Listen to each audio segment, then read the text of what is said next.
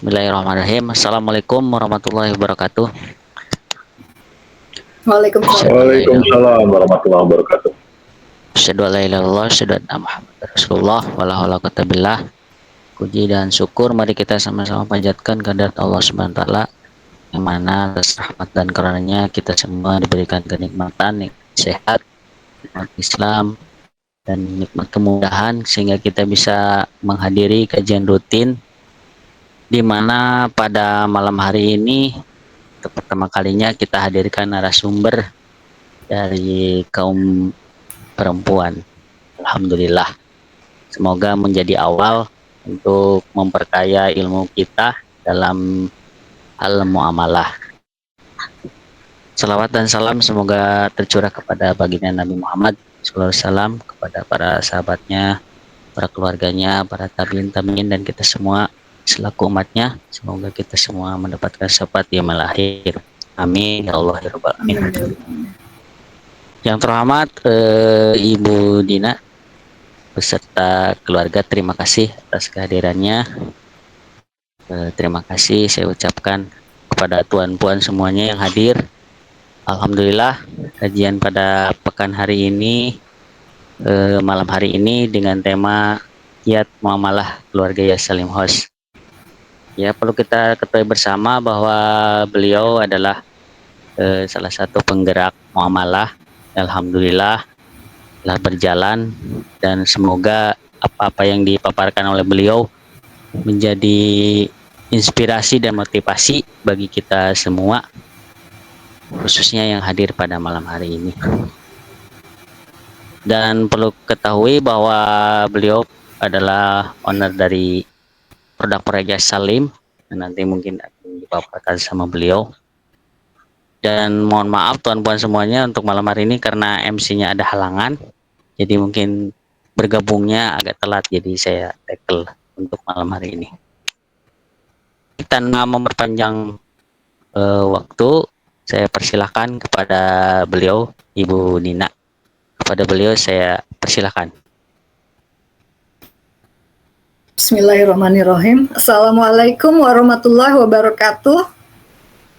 Waalaikumsalam warahmatullahi wabarakatuh. Alhamdulillahirrahmanirrahim. Terima kasih Wazir Indra sudah berkenan mengundang narasumber wanita ya. Ini suatu terobosan menurut saya ya. Saat ini memang harusnya kita mulai terbuka terhadap hal-hal baru. Insya Allah tahun 2025. Semangat semuanya ya. Bismillah. Saya dikeliatin sama anak-anak. Jadi ini jadi inspirasi juga buat anak-anak saya untuk mulai berani berekspresi ya, insya Allah. Untuk mempermudah presentasi saya akan sharing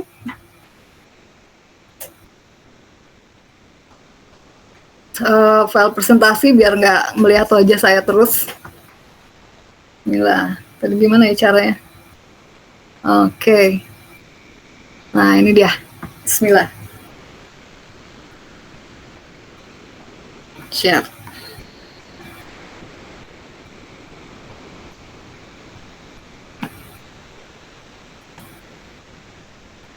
Ya, Bismillahirrahmanirrahim. Perkenalkan, bagi yang belum kenal saya adalah founder dari Rumah Yasalim House, rumah terapi mineral. Saya sebelumnya tuh kuliahnya di Teknik Manajemen Industri. Bagi yang penasaran, apakah saya memproduksi menghasilkan produk-produk yang berbasis mineral itu punya latar belakang apa gitu ya. mungkin penasaran. Saya sebelumnya itu merupakan karyawan di PT Telkom, yang merupakan karyawan ikatan dinas. Jadi sebelumnya saya kuliah dulu di STT Telkom, Teknik Manajemen Industri. Kemudian setelah selesai kuliah, beasiswa, saya bekerja di PT Telkom. Dan saya telah berkarir selama 18 tahun ya, sebelum akhirnya cuti 2 tahun, dan pada tahun ke-20 saya menjadi karyawati, akhirnya saya resign. Nah, setelah resign itu, saya punya banyak waktu luang dan bisa menghasilkan beberapa buku. Alhamdulillah. Jadi ini sebenarnya ada 4 buku yang diterbitkan dan dijual. Yang 2 buku itu saya keep private karena itu merupakan diary saya gitu ya, coretan-coretan saya yang masih mentah. Kemudian dari buku ini saya mengasuh 2 komunitas yang masih berjalan sampai sekarang. Sebenarnya ada beberapa komunitas yang saya asuh, tapi karena mungkin kurang dari segi ilmu dan passion, jadi saya harus hentikan dulu. Tapi yang masih berjalan hingga sekarang itu adalah komunitas Baking Soda. Ini adalah grup private di Facebook.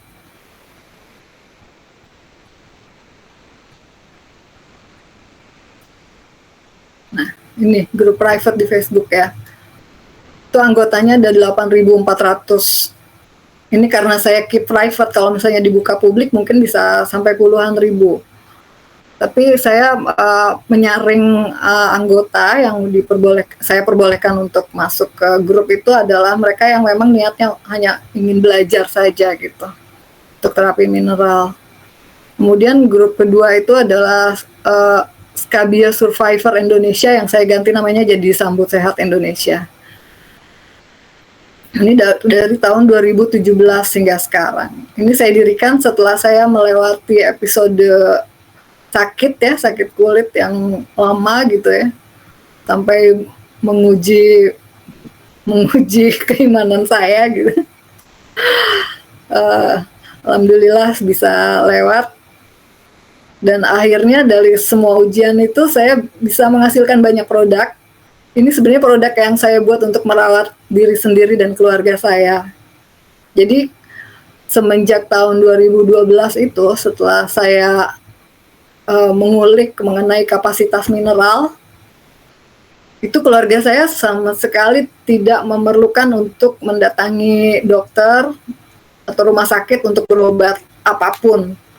Jadi semuanya saya terapi, saya rawat sendiri di rumah dengan garam-garam mineral yang saya ketahui, saya cari referensinya, kemudian saya praktekkan.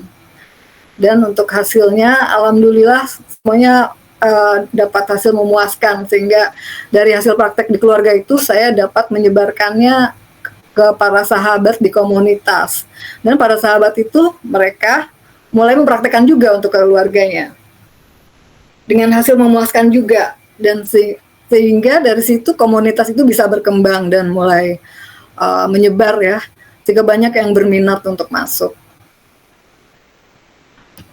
Dari banyaknya member itu saya mulai belajar untuk mengelola dinamika kelompok gitu, dinamika dari jamaah komunitas ya.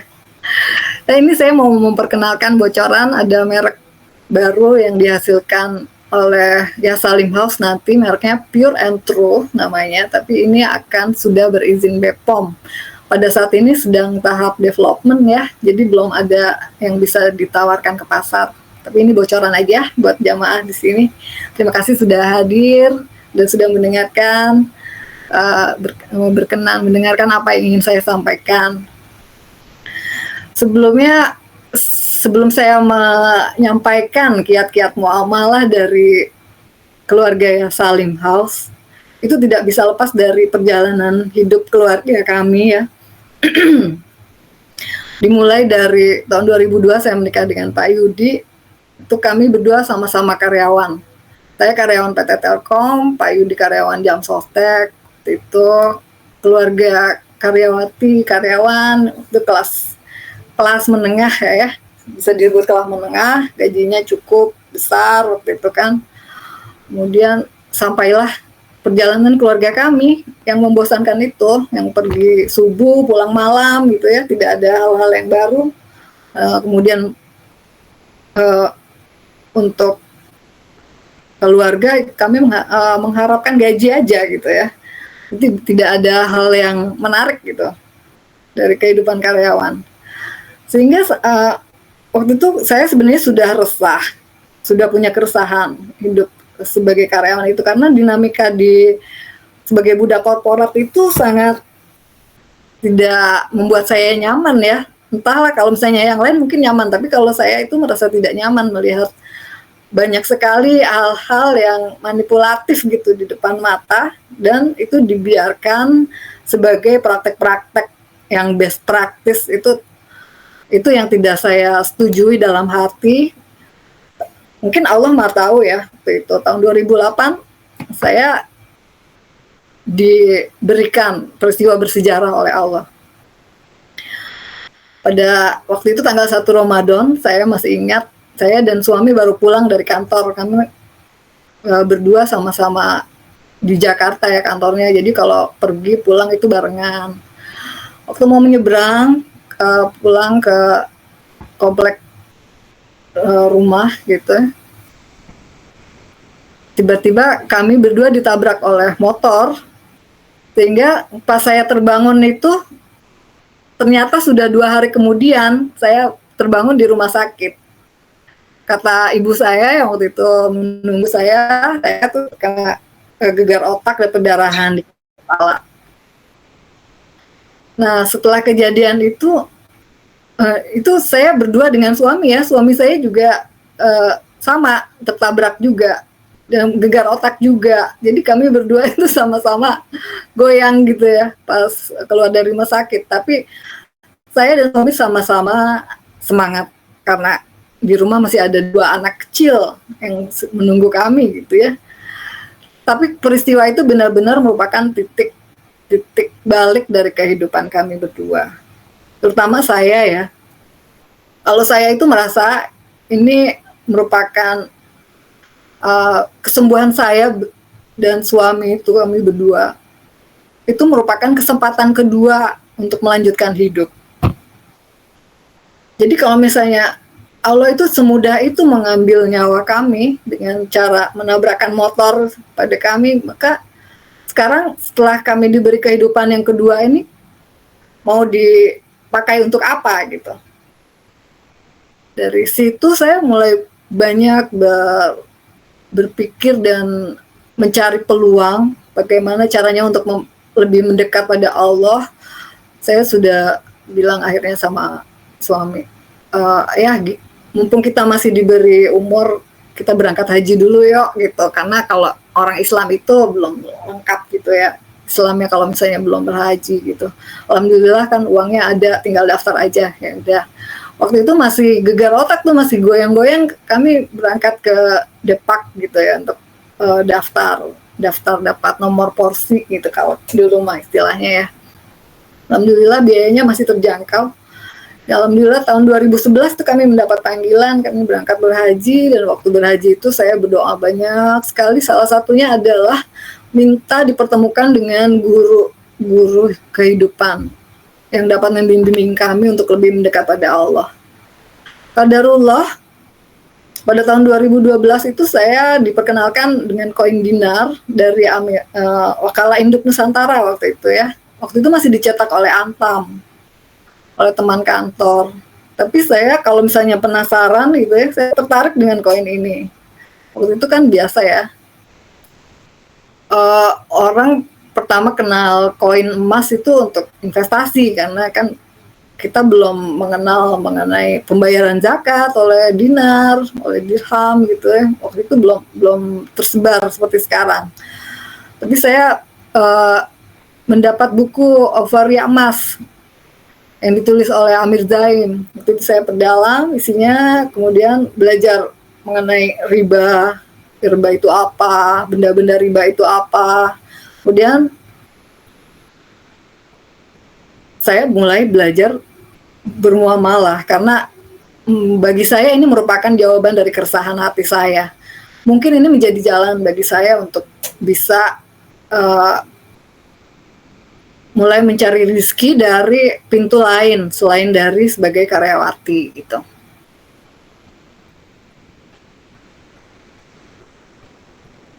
Nah, waktu itu saya mulai ketemu tuh artikel mengenai baking soda di internet. Saya ulik aja gitu ya, saya tertarik. Kalau misalnya saya tertarik, biasanya saya suka memperdalam, saya cari buku-bukunya gitu ya.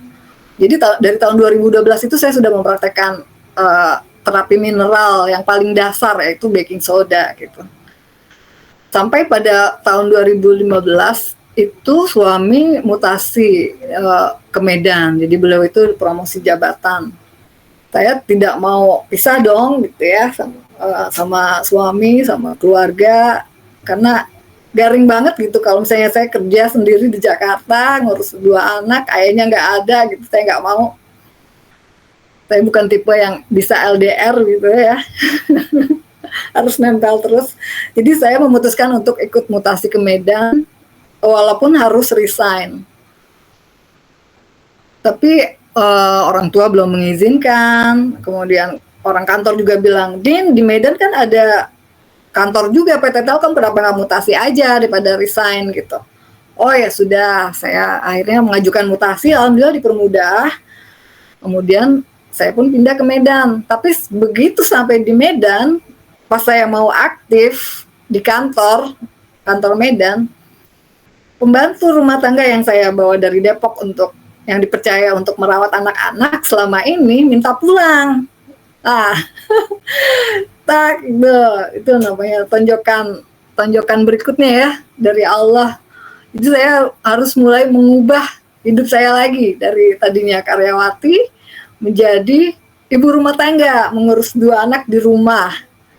Dan bagi saya sih sebenarnya ini kayak panci ketemu tutupnya ya, karena niat saya dari dulu memang ingin mulai merawat anak sendiri dengan tangan sendiri gitu ya. Dan saya ingin keluar dari korporasi yang menjalani. Ya alhamdulillah lancar ya. Dan selama di rumah itu saya malah bisa menulis buku ya. Kemudian saya bisa mengasuh komunitas gitu ya. Nah, tapi ada setback juga, terutama bagi suami ya waktu itu. Saya waktu itu sudah mulai belajar mengenai apa itu riba, apa itu rezeki yang berkah gitu ya. Suami saya masih bekerja di PT Jam Sostek waktu itu.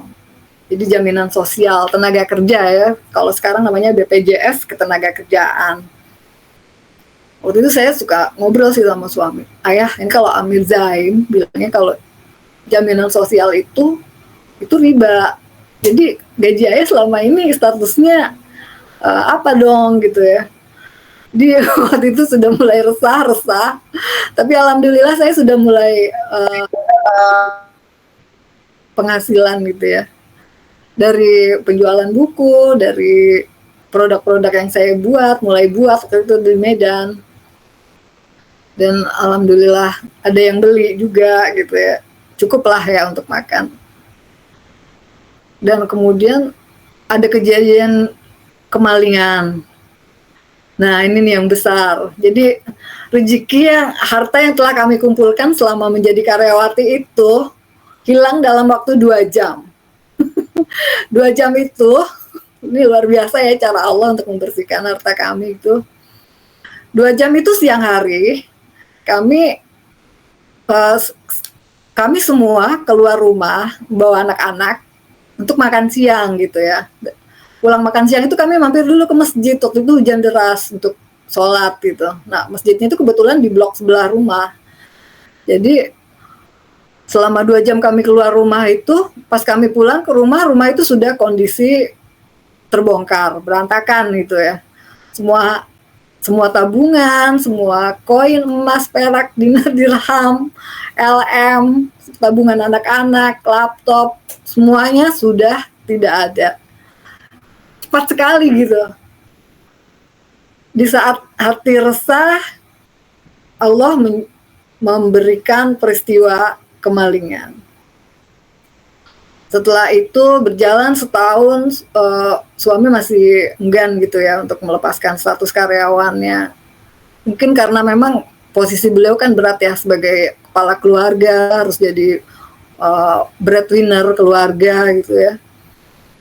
Tapi kemudian Allah memberikan lagi pada beliau itu berupa sakit yang cukup parah di kaki, sehingga beliau agak susah berjalan gitu ya.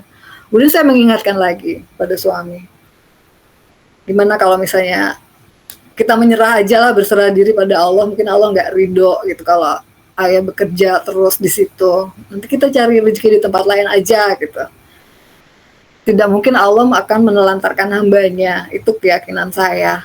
Dan akhirnya setelah saya resign tahun 2017 ya, secara resmi setelah cuti 2 tahun tanpa digaji oleh kantor, tahun berikutnya beliau menyusul.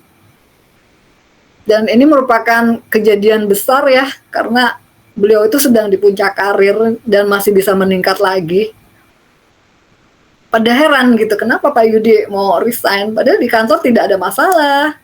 Beliau cukup berprestasi, cukup dipercaya. Dan ada kemungkinan bisa kembali lagi ke Jakarta gitu karirnya. Tapi keputusan besar itu kami ambil karena apa? Kami sudah disenggol pertama waktu kejadian kecelakaan. Itu bagi saya itu merupakan peringatan dari Allah untuk memulai membenahi hidup keluarga kami. Karena kehidupan ini apa sih maknanya, tujuannya apa sih? Pada suatu saat kita kan akan mempertanyakan hal itu ya, pada suatu titik dalam kehidupan kita. Dan inilah seperti senggolan dari Allah dengan kejadian-kejadian ini untuk menyenggol kami ke arah yang benar, ke jalan yang benar gitu. Kalau saya mempersepsikannya seperti itu. Jadi kejadian-kejadian yang tidak enak ini saya persepsikan sebagai senggolan dari Allah untuk meluruskan arah perjalanan hidup kami sekeluarga. Nah, alhamdulillah kami berserah diri pada Allah, bismillah. Waktu itu tabungan masih banyak ya. Alhamdulillah masih cukup untuk hidup setelah kehilangan banyak itu. Tapi itu sudah kami ikhlaskan, tidak kami ingat-ingat lagi ya. Ya cukup berat, tapi ya alhamdulillah kami sudah merasa bersih, jadi merasa lebih lega. Dan masih ada tabungan untuk kami renov rumah yang di Depok. Kami kembali lagi tahun 2018 itu ke Depok. Mampir sebentar di rumah ibu saya di Bogor setahun, sampai rumah di Depok selesai baru kami tempati kembali hingga sekarang. Dan dari tahun 2019 itu kami menjalani Salim House sebagai mata pencarian keluarga. Dan di sini saya mulai mendidik anak-anak untuk terinspirasi dari pola hidup ayah dan ibunya untuk tidak mengandalkan harus menjadi karyawan untuk mendapatkan uang, untuk mendapatkan penghasilan gitu ya. Karena ternyata masih ada banyak pintu-pintu lain yang disediakan oleh Allah untuk mendapatkan penghasilan untuk kehidupan keluarga dan perkembangan. Sampai akhirnya COVID, kemudian resesi ekonomi di mana-mana cukup turun. Ya Salim House juga ikut terdampak ya. Saya kira semuanya terdampak. Sedangkan kebutuhan keluarga tetap ada ya, dan makin meningkat karena anak-anak semakin besar dan butuh biaya pendidikan. Akhirnya tabungan kami yang tadinya cukup banyak itu ya lama-lama menipis. Dan pada saat itulah Allah mulai menyenggol lagi.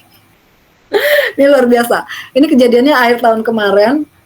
Memang tidak langsung menyenggol keluarga kami, tapi saya di komunitas itu, saya kan menyebarkan ke para sahabat di KBSI itu untuk membuat juga produk-produk mereka. Kemudian agar mereka bisa mendapat penghasilan dari situ seperti yang saya lakukan gitu ya. Nah, itu ada yang didatangi oleh BPOM. Istilahnya dirazia lah. Dan ada beberapa barang disita. Kemudian juga diambil berita acaranya. Kemudian ya tersebutlah nama saya masuk ke dalam berita acara tersebut. Bahwa dia belajar membuat produk-produk itu dari komunitas yang saya asuh gitu.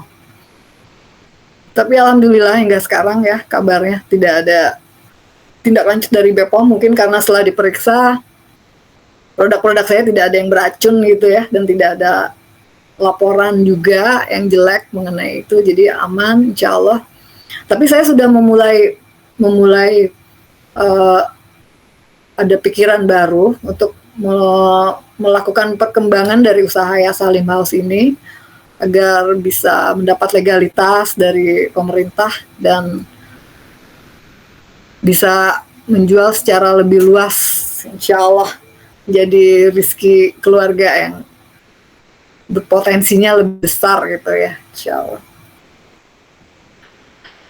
Nah, dari semua itu, slide-nya nggak jalan. oh ya, slide-nya nggak jalan. Slide-nya nggak kelihatan ya? Maaf. Kelihatan. Kelihatan, sekarang kelihatan. Sekarang masih kelihatan nggak? Enggak. Nggak, sebentar. Saya ulang ya. Oke, break dulu. Boleh minta minum nggak? Harus ngomong dulu.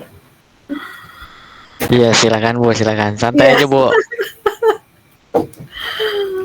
Masya Allah, itu naik turun kehidupan keluarga Ya Salim House ya. Jadi, Saya juga jadi ikut terbuat suasana Bu. iya. Luar biasa Bu.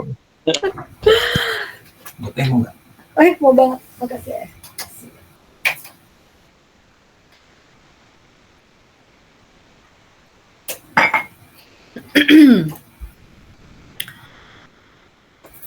Jadi mau ngomong apa ya?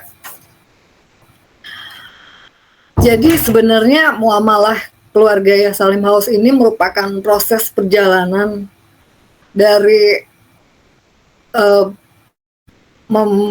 memutuskan rantai toksik di keluarga, pola hidup keluarga yang selama ini hidupnya tuh mengharapkan gaji bulanan gitu ya untuk kehidupan keluarga. Dan itu cara itu ternyata tidak semakin mendekatkan saya pada Allah gitu ya, karena akhirnya kita hanya mengharapkan gaji saja bulanan gitu. Kalau tidak ada gaji, kiamat lah rasanya. Tapi setelah menjalani muamalah itu tidak ada gaji, tapi penghasilan datang setiap hari gitu ya. Dan itu lebih menyenangkan. Kadang ada, kadang tidak ada, dan itu jadi seperti roller coaster ya, penghasilan keluarga itu. Jadi kalau misalnya kita tidak bergantung pada Allah, kita tidak berharap pada Allah, tidak berdoa pada Allah, pada siapa lagi kita bisa berharap gitu. Karena yang mendatangkan para customer, yang mendatangkan pembeli itu kan Allah. Selain dari upaya kita untuk melakukan iklan, pemasaran gitu ya. Kalau misalnya bukan Allah yang mendatangkan para pembeli, itu tidak ada lagi yang bisa kita harapkan. Baik, saya lanjutkan ya. Bismillah.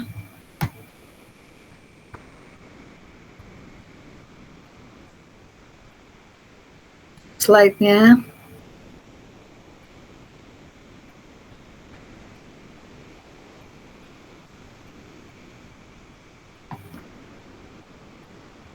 Ya udah kelihatan Bu slide-nya. Oke. Ya.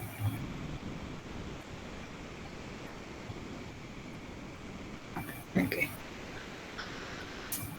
Bismillah. Jadi kiat yang bisa saya bagikan pada para sahabat semua di sini,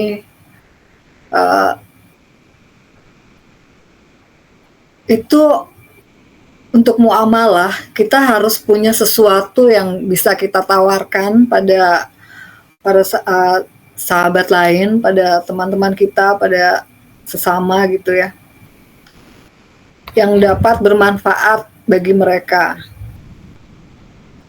Kemudian kita juga amanah sehingga bisnis itu bisa berjalan. Tapi barang apa yang bisa kita tawarkan pada para sahabat itu, yang bisa kita jual, itu kita harus melakukan, membuat, menciptakan sesuatu yang sesuai dengan minat kita. Seperti saya waktu itu, tiba-tiba saja saya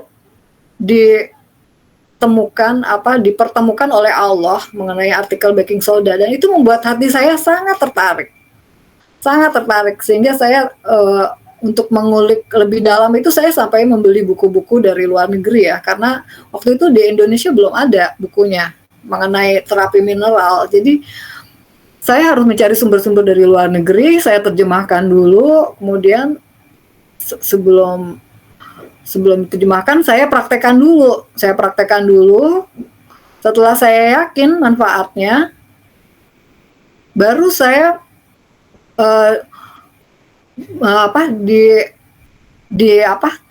didorong oleh Allah dalam hati saya gitu ya. Saya ada keinginan untuk menulis bukunya, dan bukunya itu sebenarnya sih tadinya merupakan catatan saya sendiri gitu supaya ilmu itu tidak hilang, tapi saya pikir ini juga akan dapat bermanfaat bagi teman-teman lain yang membacanya. Nggak jalan ya? Kenapa nggak jalan ya? Turunannya. Apa ya? Pencet bawahnya. Yang slide bawahnya. Slide-nya nggak jalan ya? Di pencet aja bawahnya. Dokter Arif bisa masih masukan? Gimana sih caranya? Mohon maaf ini. Dipencet F5. F5? Ya. Ya.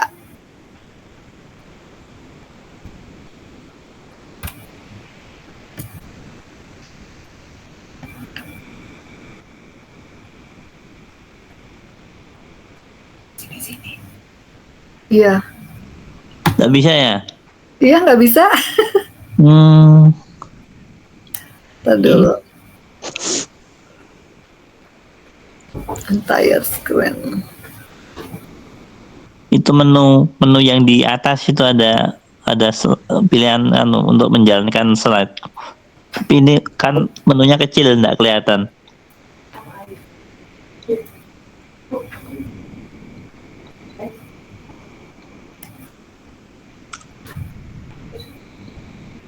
Ya udah bisa.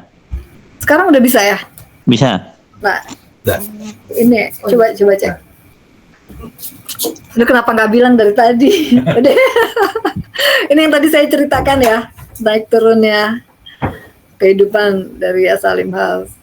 Nah, ini saya lanjutkan ya dari sini. Nah, ini jadi awalnya itu kita harus menemukan ketertarikan kita di bidang apa, kemudian kita menetapkan niat untuk bermuamalah, untuk mencari rezeki dengan jalan yang halal. Nah, Allah itu maha mendengar, jadi Allah maha tahu apa yang menjadi niat kita. Jadi setelah kita berniat, kita mulai berpikir bagaimana caranya untuk dapat mewujudkannya dalam realitas kita gitu ya. Jadi kita punya keinginan untuk berkembang, growth. Karena kita tertarik dengan apa yang kita lakukan, kita tidak akan pernah merasa bosan dalam melakukan pengembangan gitu ya. Seperti saya dengan mineral yang saya pelajari pertama itu baking soda, tapi karena saya sangat tertarik dengan mineral ini, pasti ada senyawa lain, varian lain gitu ya yang bisa saya ulik. Dan ternyata memang sangat banyak sekali jenis mineral yang bermanfaat bagi tubuh kita. Dan saya juga akhirnya menjadi belajar biokimia. Jadi bagaimana tubuh kita itu merupakan aliran sungai-sungai dari zat-zat kimia yang menghasilkan elektron, pulsa listrik sehingga tubuh kita bisa bergerak bagaikan biorobot gitu ya. Yang kalau misalnya aliran listrik itu tersumbat, itu akan menimbulkan banyak masalah. Sehingga kapasitasnya untuk terapi kesehatan ini yang paling membuat saya tertarik. Jadi saya berniat untuk menyebarkan ilmu ini pada para sahabat juga, dan akhirnya itulah yang bisa membuat saya melahirkan beberapa buku. Jadi keinginan untuk berkembang itu muncul dengan sendirinya. Bagaimana saya selama dari tahun 2015 hingga sekarang selama 10 tahun itu bisa terus menjalani bidang ini tanpa bosan gitu ya. Karena saya tidak terlalu memforsir diri saya untuk bisa ini bisa itu gitu. Saya tidak punya target. Saya punya gaya hidup yang mengalir aja gitu ya, sesuai dengan kehendak Allah, kuasa Allah, ya, dan pengetahuan Allah. Apabila Allah mau mengalirkan saya ke kanan, saya ke kanan. Kalau Allah mengalirkan saya ke kiri gitu. Jadi saya tidak punya target. Semuanya saya percaya akan terwujud pada waktunya yang paling tepat. Karena kalau saya memaksakan sesuatu untuk terwujud pada waktu tertentu, itu biasanya ada banyak hal yang harus saya korbankan, sehingga ada banyak konflik, dan itu saya hindari. Sebagai wanita, saya lebih memilih untuk damai gitu ya. Karena sebagai seorang ibu itu perannya sangat sentral ya di keluarga. Kalau ibu marah, itu sekeluarga itu seperti di neraka gitu. Semuanya panas. Tapi kalau ibunya damai, dingin gitu ya, semuanya bisa tenang gitu, kehidupan keluarga. Tips lain adalah kita harus berkumpul dengan jamaah, sehingga kita harus berkomunitas. Sehingga apa yang bisa kita ciptakan, kita tawarkan itu bisa kita tawarkan pada sahabat yang lain di jamaah. Sehingga kita bisa bertukar saat bermuamalah itu kita bisa bertukar barang yang dihasilkan oleh masing-masing gitu. Nah, selama berkumpul dengan jamaah ini juga, selama saya berkumpul dengan jamaah Mirat Nusantara, saya banyak menyaksikan dinamika ya gitu. Kenal dengan berbagai sifat orang gitu ya. Ada yang amanah, ada yang enggak gitu. Tentu saja kalau misalnya yang tidak amanah itu akan keluar dengan sendirinya gitu ya, akan menjauh karena semua akan berkumpul dengan yang satu vibrasi.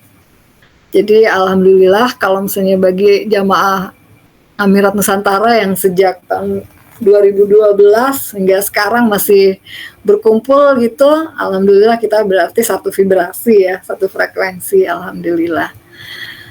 Kemudian selama berjamaah juga lakukan sebisanya, semampunya gitu. Jangan memaksakan.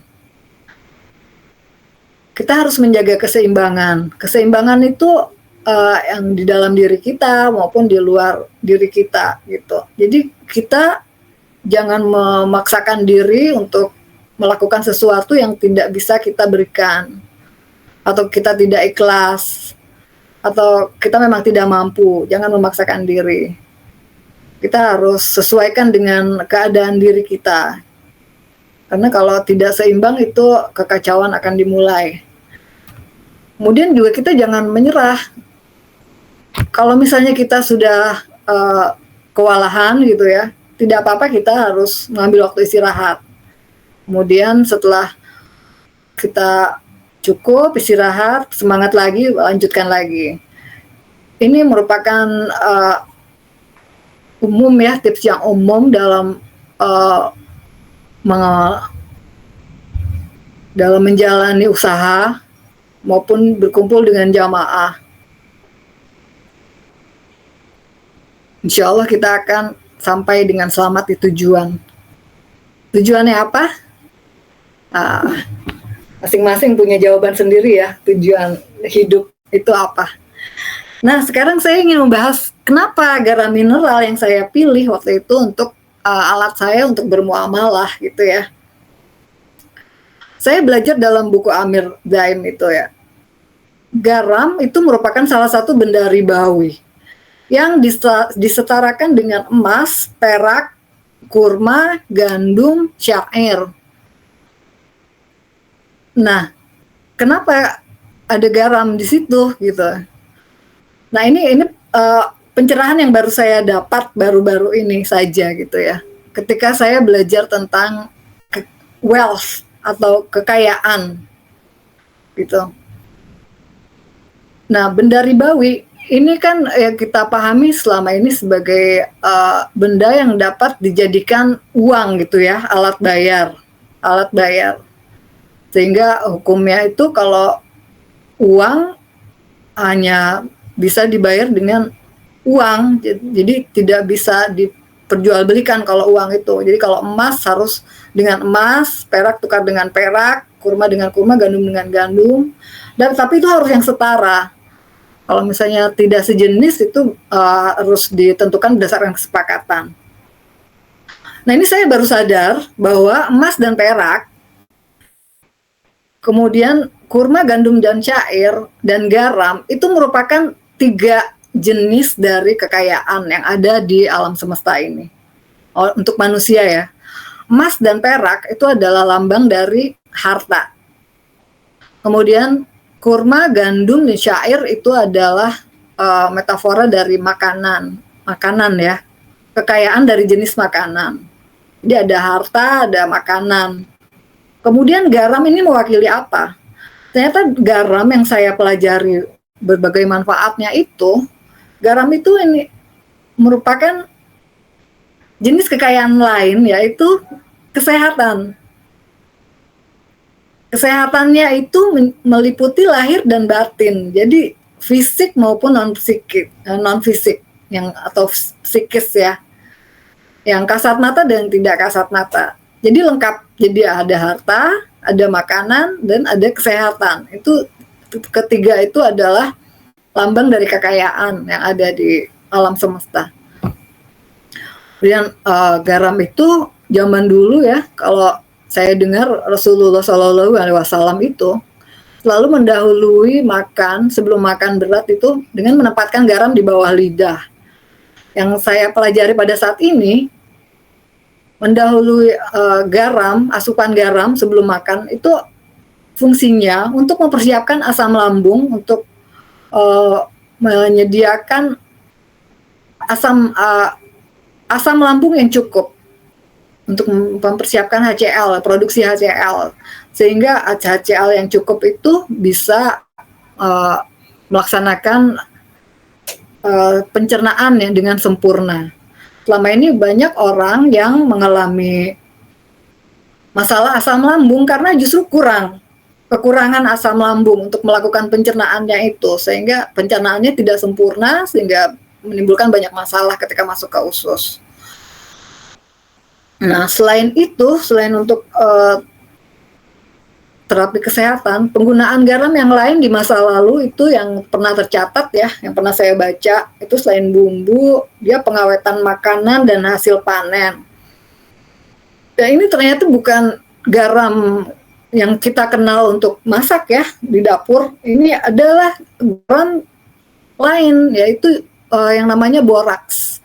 Boraks itu pertama kali muncul di literatur, itu di literatur buku resep masakan di Turki. Jadi nanti bisa dicari ya kalau misalnya yang penasaran. Itu boraks itu justru ditambahkan ke dalam resep masakan untuk menambah nutrisinya. Selain untuk mengenyalkan, dia juga mengawetkan hasil panen. Jadi kalau misalnya hasil panen biji-bijian gitu ya, disebar garam boraks itu dia tidak akan diganggu oleh serangga. Tapi dia tidak berbahaya apabila tertelan gitu ya. Dan kalau misalnya kita pelajari lebih jauh lagi, buah apel itu yang paling banyak mengandung boron, mineral boron. Boron itu adalah yang terkandung dalam garam boraks itu. Jadi kalau misalnya sekarang banyak disebarkan bahwa garam boraks itu merupakan toksik gitu ya, beracun sehingga dilarang peredarannya oleh pemerintah, itu justru sebaliknya. Dia itu adalah penawar dari berbagai macam racun yang masuk ke dalam tubuh, termasuk fluoride, logam berat ya, yang terlanjur masuk ya ke dalam tubuh kita lewat berbagai cara. Itu dia bisa mengeluarkan merkuri, fluoride, dan macam-macam logam berat. Kalau misalnya dilihat di tabel periodik, itu dia ada di bagian atas, di bagian katalis. Jadi dia berada di antara jenis logam dan non-logam. Jadi dia bisa berikatan dengan zat apapun dan dengan aman, tidak membahayakan tubuh. Nah, garam juga dia bisa menetralisir bau dan energi negatif, digunakan di ritual keagamaan.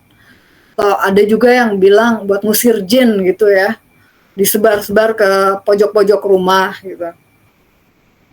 Sebagai biopestisida, kemudian pernah dipakai sebagai alat bayar upah yang disebut salarium. Salary itu asal katanya dari salt ya, garam. Dan terapi kesehatan. Jadi garam itu ternyata sangat banyak manfaatnya, dan itu yang saya sadari dan saya ingin sebarkan kepada masyarakat Indonesia agar kita mulai lebih banyak menggunakan garam untuk menghindarkan diri dan keluarga kita dari ketergantungan pada orang lain untuk merawat kita ya, dengan cara-cara yang tidak kita ketahui.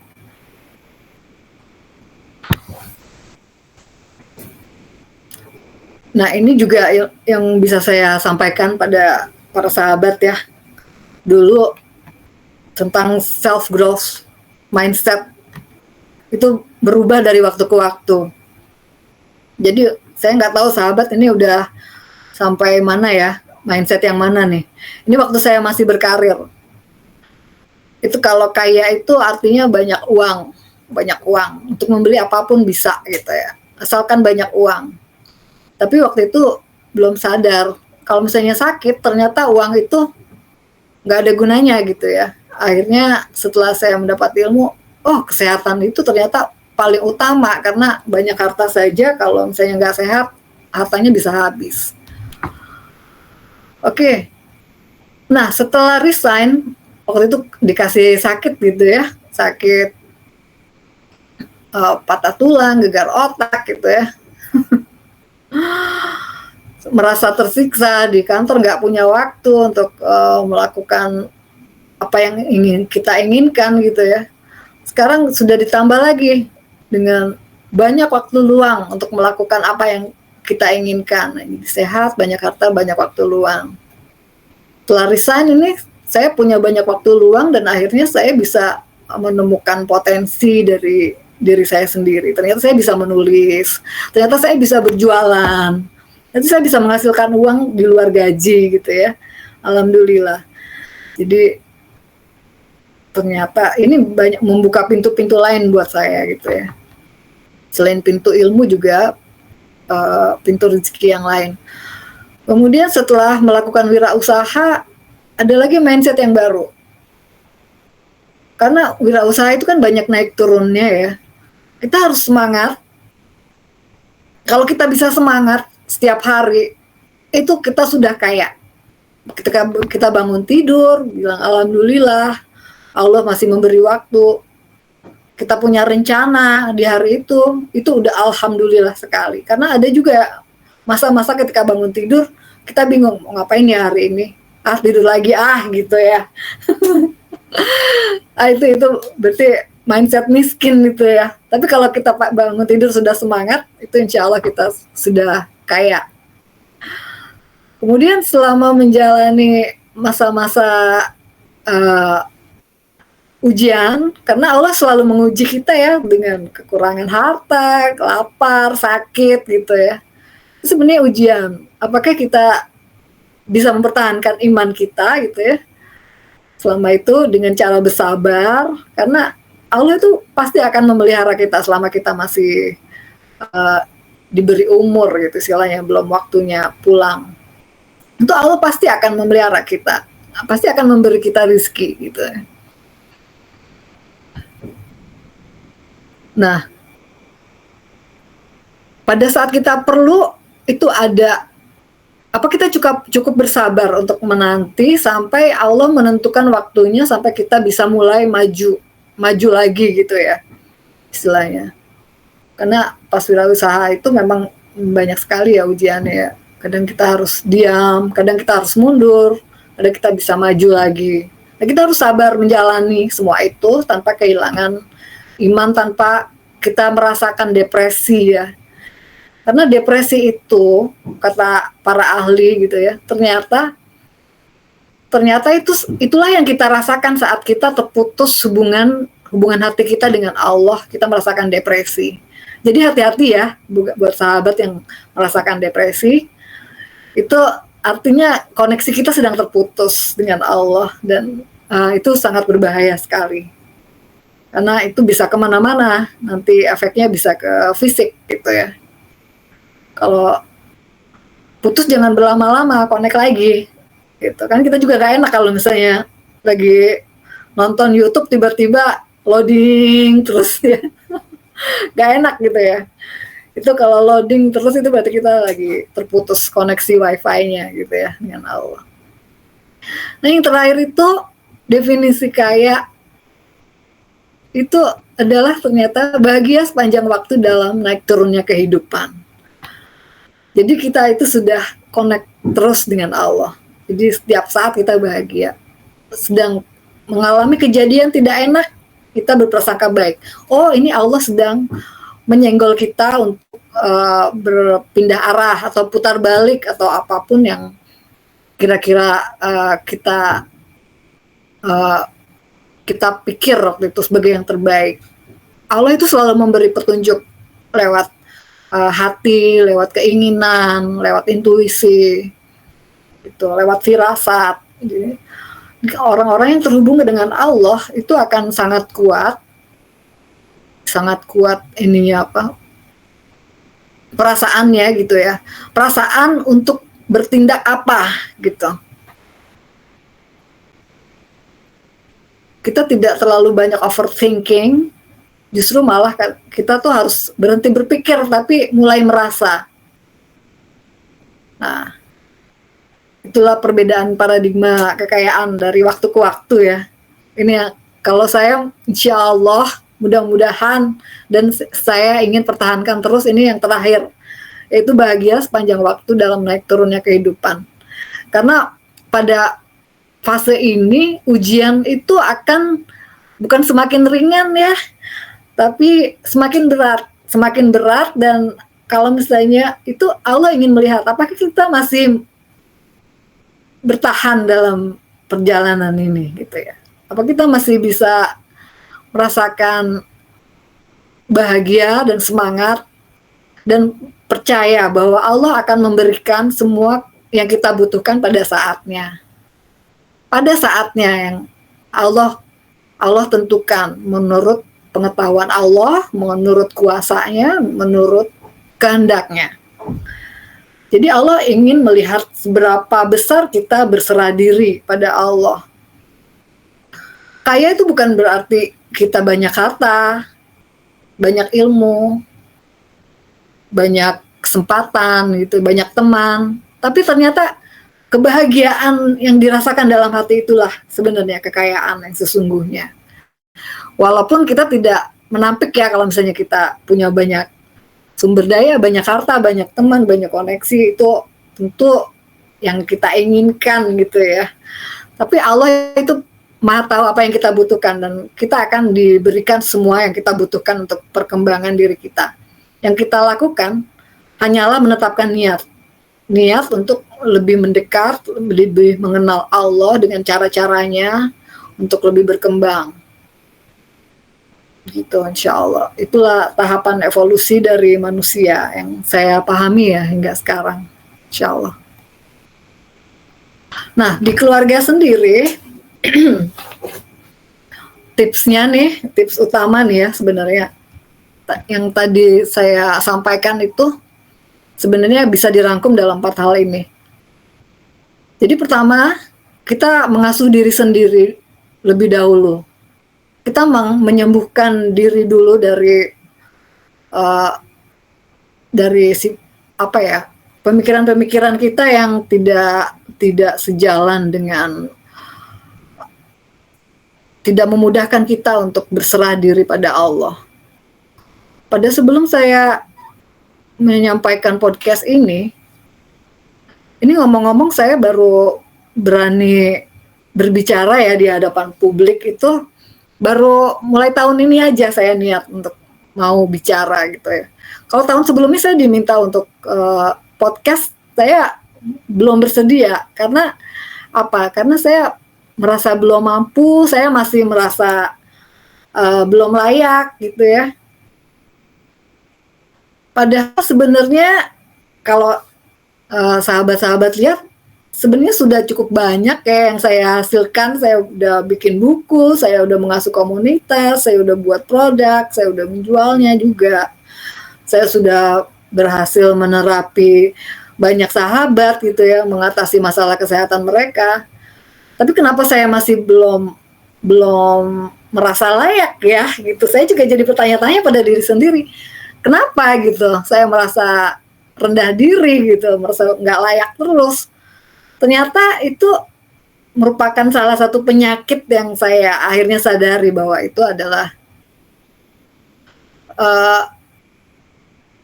saya merasa rendah diri, itu merasa tidak layak, itu ya hal yang harus saya hadapi dan saya sembuhkan. Dan akhirnya saya memutuskan untuk berani. Saya harus berani tampil gitu. Karena kalau misalnya saya sudah menghasilkan banyak hal tapi saya masih bersembunyi terus gitu, saya tidak bisa berkembang dan teman-teman juga akan sulit menemukan saya. Lebih banyak teman yang mungkin sebenarnya membutuhkan apa yang bisa saya tawarkan gitu pada mereka gitu. Jadi memang obatnya itu harus berani menghadapi trauma-trauma kita, fobia-fobia kita agar kita dapat berkembang. Jadi memaksa diri untuk keluar dari comfort zone untuk bisa mulai berkembang. Jadi disitulah saya melakukan pengasuhan diri sendiri sebelum bisa mengubah diri saya, memulai pola hidup yang baru dari diri saya yang telah berubah. Baru saya bisa menginspirasi keluarga. Nah, keluarga ini kan orang lain di luar diri kita ya. Ada suami, ada anak. Nah, mereka tuh punya misi sendiri dalam hidup mereka. Jadi, apa yang saya tawarkan untuk para sahabat sekarang berupa terapi mineral itu belum tentu diadopsi juga oleh anak-anak saya, karena mereka itu individu sendiri gitu ya, punya tugas sendiri dari Allah. Jadi saya nggak boleh berharap terlalu banyak pada mereka untuk mengikuti jejak saya, walaupun kalau berharap sedikit sih boleh aja ya, saya mengarahkan, tapi saya mendorong mereka untuk menemukan passion mereka masing-masing gitu ya.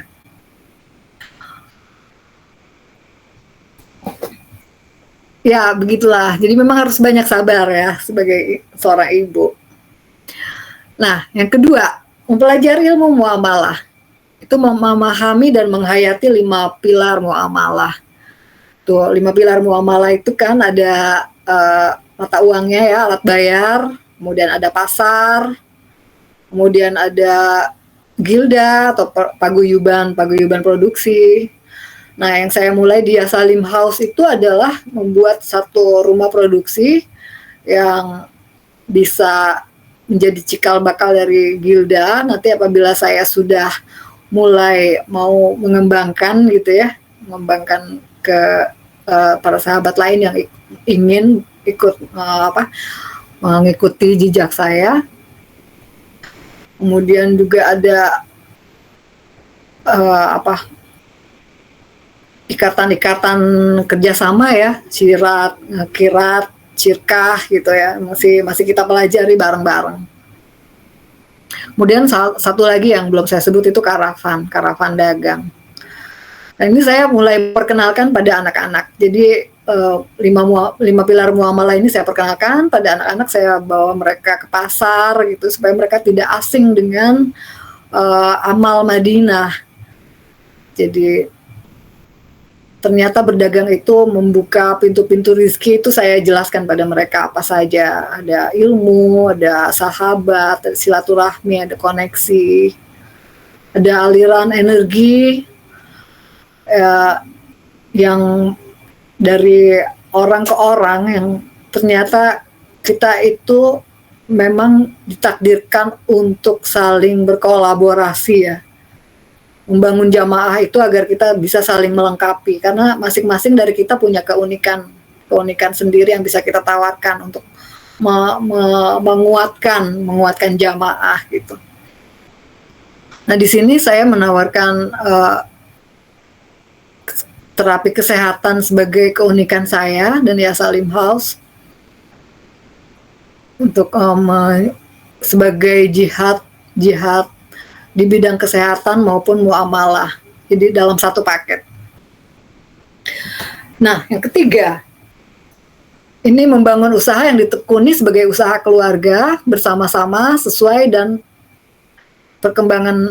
kemampuan dan perkembangan masing-masing anggota keluarga. Karena tadi seperti saya sampaikan, anak-anak itu punya keinginan sendiri-sendiri yang ingin mereka eksplor gitu ya. Mungkin kalau anak sulung sukanya masak, anak keempat sukanya menari, seni gitu ya. Kalau yang kedua senangnya bikin ngutik website gitu ya, bikin website IT. Kalau yang ketiga nih Ibrahim, mungkin dia mau jadi mekanik ya, kalau misalnya dari ini asesmennya.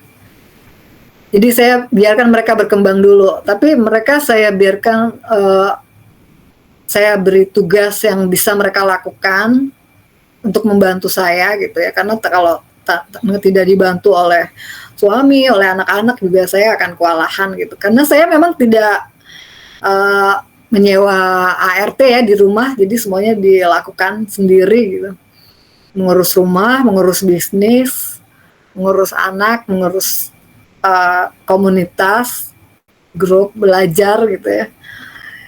Jadi saya memanfaatkan waktu saya sedemikian rupa sehingga saya tidak punya banyak waktu bengong gitu. Kalau saya ada waktu, saya pakai untuk istirahat. Saya nggak punya waktu untuk bergosip, saya nggak punya waktu untuk menenangga gitu ya. Mungkin itu salah satu kekurangan saya. Di sini saya kurang banyak bergaul dengan tetangga. Saya sudah sibuk di dalam rumah. Gitu. Tapi ya manusia memang tidak ada yang sempurna ya. Jadi memang itu saya dibuat untuk menjadi orang yang di rumah. Jadi alhamdulillah saya punya suami yang senang bergaul gitu ya, orangnya agak ekstrovert gitu.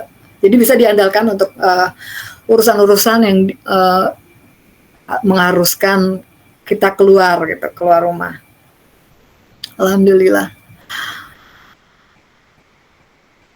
Jadi kami berusaha untuk menjadi pasangan kolaboratif yang seperti yang dalam buku Syaikh ya.